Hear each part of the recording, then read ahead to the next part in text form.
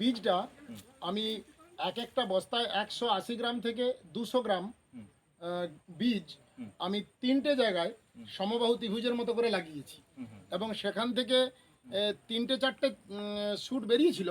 এখন প্রত্যেকটা গাছেই দেখছি আমি প্রত্যেকটা বস্তায় 30 থেকে 40টা করে দেখছি কাণ্ড উঠে এসছে স্টেম এবং খুব বলিষ্ঠ হয়েছে। এখানে ওই মিশ্র সারের পরবর্তী সময় আমি যা যা করেছি সেটা হচ্ছে আমি যথাসময়ে কপার অক্সিক্লোরাইডের মতো জিনিস দিয়েছি, আমি অ্যামিস্টার টপ প্রয়োগ করেছি, আমি ব্লাইটক্স দিয়েছি, আমি অ্যাগ্রোমিন্ট গোল্ড দিয়েছি।